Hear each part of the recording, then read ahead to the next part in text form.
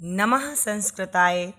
आज के इस वीडियो में मैं आपके लिए लेकर आई हूँ कक्षा 12 की हिंदी पाठ्य पुस्तक के संस्कृत खंड का 10वां पाठ, जिसका कि नाम है पंचशील सिद्धांताः, अर्थात पंचशील के सिद्धांत। क्या हैं ये सिद्धांत, किसने इन सिद्धांतों को बताया है, वह सब हम इस वीडियो में देखेंगे और समझेंगे। लिखा हुआ है पंचशीलम इति शिष्टाचार विषयकः सिद्धांतः, अर्थात पंचशीलम इति अर्थात पंचशील इति माने ऐसे, शिष्टाचार विषयक सिद्धांतः, शिष्टाचार संबंधी सिद्धांत हैं।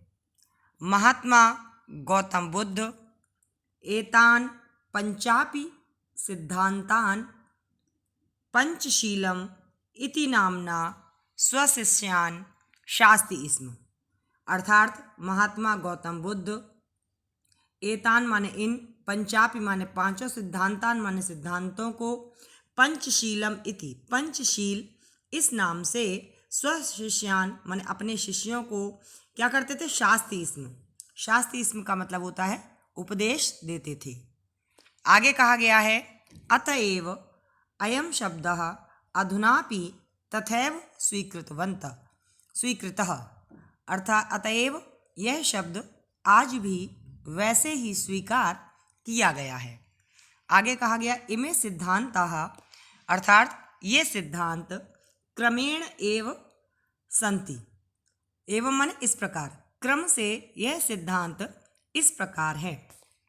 पहले सिद्धांत का नाम है अहिंसा, सत्यम, अस्तेयम, अप्रमादः, ब्रह्मचर्यम इति, अर्थात अहिंसा, हिंसा न करना, सत्यम यानी सत्य बोलना, अस्तेयम चोरी न करना, अप्रमादः आलस न करना, ब्रह्मचर्यम यानी ब्रह्मचर्य का पालन करना। आगे कहा गया, जो अभी हमने पढ़ा था उसका हिंदी अनुवाद इस प्रकार है कि प्रस्तुत गद्यांश हमारी पाठ्य पुस्तक, हिंदी यहाँ पे नहीं लिखा है तो हिंदी लिख लेंगे, हिंदी के संस्कृत भाग में संकलित पंचशील सिद्धांतः नामक पाठ से उद्धृत है, यह अवतरित है या ली गई है। इसका अनुवाद है पंचशील शिष्टाचार संबंधी सिद्धांत हैं। महात्मा गौतम बुद्ध इन 5 सिद्धांतों का पंचशील नाम से अपने शिष्यों को उपदेश देते थे। अतएव यह शब्द आज भी वैसे ही स्वीकार किया गया है। ये सिद्धांत क्रमशः इस प्रकार हैं। पहला अहिंसा, दूसरा सत्य, तीसरा चोरी न करना, चौथा प्रमाद न करना और 5वां ब्रह्मचर्य। अब इसके आगे गद्यांश देखते हैं। आगे गद्यांश में इस प्रकार से कहा गया है कि बौद्ध युगे इमे सिद्धांतः वैयक्तिक जीवनस्य अभ्युत्थानाय प्रयुक्ता आसन, अर्थात बौद्ध युगे माने बौद्ध युग में या बौद्ध काल में व्यक्तिक जीवन के उत्थान के लिए इन सिद्धांतों का प्रयोग क्या था, होता था। परम माने किंतु, अद्य माने आज, किंतु आज इमे सिद्धांतः माने ये सिद्धांत राष्ट्राणाम का मतलब राष्ट्रों की परस्पर मैत्री सहयोग कारणान, परस्पर मित्रता और सहयोग के लिए विश्व बंधुत्व और चमाने और विश्व शांति और विश्व शांति के साधनानि सन्ति, साधन हैं। आगे कहा गया राष्ट्रनायकस्य यानी राष्ट्रनायक श्री जवाहरलाल नेहरू महोदयस्य प्रधानमन्त्रित्वकाले चीन देशेन सह भारतस्य मैत्री पंचशील सिद्धांतान अधिकृत्य एव अभवत्।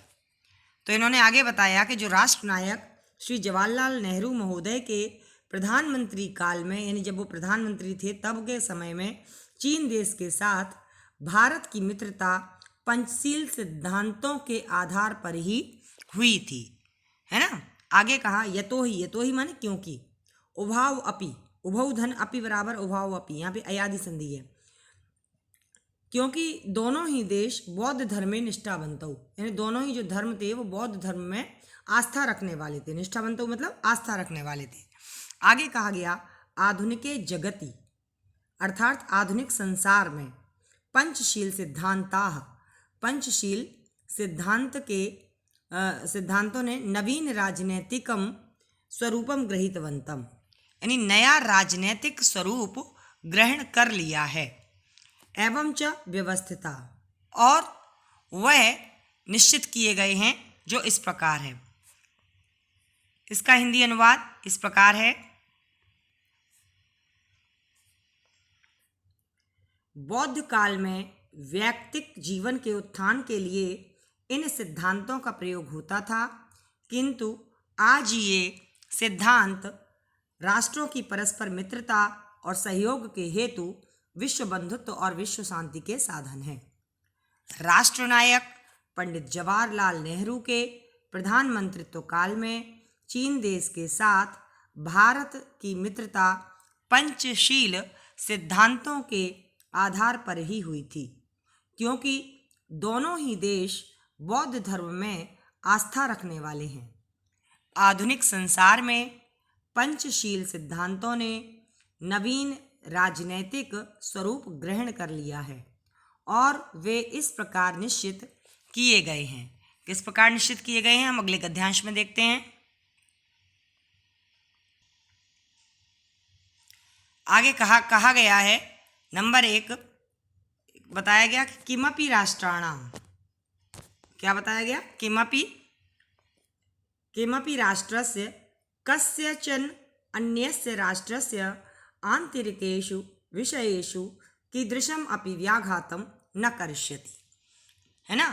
कस्यचन और अन्यस्य, कस्यचन माने किसी और अन्यस्य माने अन्य, यानी कोई भी, किमपि राष्ट्र माने कोई भी राष्ट्र, कोई भी राष्ट्र किसी अन्य राष्ट्र के आंतरिक विषयेषु, अर्थात आंतरिक विषयों में, कीदृशम अपि मतलब किसी भी प्रकार का, व्याघातम का मतलब हस्तक्षेप, न करिष्यति माने नहीं करेगा। यहाँ व्याघातम में आपकी यण संधि है, शब्द बनता है वि धन आघातम, आघात माने हमला, तो उसको कहते हैं व्याघात, है ना। क्या होगा, विधन, हाँ, व्याघात न करिष्यति। आगे पढ़ेंगे इसको हम। आगे इस प्रकार से कहा गया है, जो मैं बता रही थी कि विधन आघात, उसको यहाँ क्लियर नहीं हुआ था तो यहाँ पे लिख देती हूँ, विधन आघात। यहाँ पर वी में क्या था, ई, फिर क्या आया था, या, तो ई, सॉरी, आ क्या था, असमान स्वर, तो ई की जगह क्या हुआ था, या था हलंत, और आघात की मात्रा जब लगी तो ये जो हलंत था वो क्या हो गया था, मिट गया था, आ की मात्रा आ गई थी, और यहाँ वह कैसा हो गया था, आधा, फिर आगे शब्द रहेगा घात, तो व्याघात बनेगा। तो इसके आगे समझते हैं। आगे कहा गया प्रत्येक राष्ट्रम परस्परम प्रभुसत्तां प्रादेशिकीं अखंडतांच सम्मानयिष्यति, अर्थात प्रत्येक राष्ट्र परस्पर मतलब आपस में, है ना, प्रत्येक राष्ट्र आपस में प्रभुसत्ता और प्रादेशिक अखंडता का क्या करेगा, सम्मान करिष्यति माने सम्मानयिष्यति माने सम्मान करेगा। आगे कहा गया नंबर 3, प्रत्येक राष्ट्रम परस्परम समानतां व्यवहरिष्यति, और प्रत्येक राष्ट्र आपस में समानता का व्यवहार करेगा। नंबर 4, किमपि राष्ट्रम अपरेण न आक्रांस्यते, कोई भी राष्ट्र दूसरे से आक्रांत नहीं होगा। आक्रांत का मतलब क्या है, कोई भी राष्ट्र दूसरे राष्ट्र पर आक्रमण नहीं करेगा, जबकि इस नियम को चीन ने तोड़ दिया था। नंबर 5 है, सर्वाणि अपि राष्ट्राणि मिथः स्वाम स्वाम प्रभुसत्तां शांत्या रक्षिष्यन्ति, और सर्वाणि अपि, यहाँ पर भी आपकी कौन सी संधि है, यण संधि, क्योंकि यहाँ शब्द क्या है, यहाँ एक शब्द है सर्वाणि, आपको सर्व के रूप कराए भी गए होंगे, तो सर्वम सर्वे सर्वाणि, सर्वाणि धन अपि, तो यहाँ पे कौन सी संधि हो गई? यण संधि। तो कहा सर्वाणि धन अपि बराबर सर्वाणि अपि, अर्थात सभी। राष्ट्राणि माने राष्ट्र, सभी जो राष्ट्र हैं वो मिथा, मिथा का मतलब भी क्या है? आपस में, अर्थात एक दूसरे से। सभी राष्ट्र एक दूसरे के स्वाम स्वाम प्रभुसत्ताम, यानी अपनी अपनी प्रभुसत्ता की, शांत्या माने शांति से, रक्षिष्यन्ति माने रक्षा करेंगे। और आगे कहा गया विश्वस्य यानि राष्ट्राणि शांतिम इच्छन्ति, अर्थात विश्व के यानी माने जो भी, राष्ट्राणि माने राष्ट्र, शांतिम इच्छन्ति माने शांति की इच्छा करते हैं या शांति चाहते हैं, तानि माने वे, इमान माने इन, नियमान माने नियमों को, अंगीकृत यानी स्वीकार करके, पर राष्ट्रीय सार्धम, पर राष्ट्रीय मतलब दूसरे या अन्य राष्ट्रों के साथ, स्वमैत्री भावम अपने मैत्री भाव को, दृढ़ीकुर्वन्ति, दृढ़ीकुर्वन्ति का मतलब दृढ़ करेंगे या मजबूत करेंगे। इसका हिंदी अनुवाद इस प्रकार से है कि नंबर 1, कोई भी राष्ट्र किसी अन्य राष्ट्र के आंतरिक विषयों में किसी भी प्रकार का हस्तक्षेप नहीं करेगा। पहला क्या था? ये पंचशील सिद्धांतों के आधार पर जिन देशों से संधि हुई थी उनके नियम, यानी चीन से जो हुई थी। और दूसरे नंबर पे क्या कहा गया? प्रत्येक राष्ट्र परस्पर प्रभुसत्ता और प्रादेशिक अखंडता का सम्मान करेगा। तीसरे नंबर पे कहा गया प्रत्येक राष्ट्र परस्पर समानता का व्यवहार करेगा। चौथे नंबर पर कोई भी राष्ट्र दूसरे से आक्रांत नहीं होगा। आक्रांत का मतलब होता है यानी आक्रमण नहीं करेगा, कोई भी राष्ट्र दूसरे राष्ट्र पर आक्रमण नहीं करेगा। पांचवा था सभी राष्ट्र अपनी अपनी प्रभुसत्ता की शांति से रक्षा करेंगे।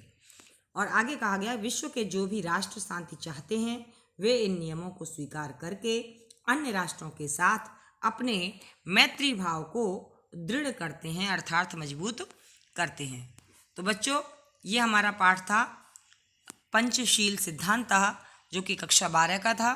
आशा है आपको समझ में आया होगा। तो ये वीडियो यहीं समाप्त होता है। मिलेंगे अगले वीडियो में नए टॉपिक के साथ। तब तक के लिए नमः संस्कृताय।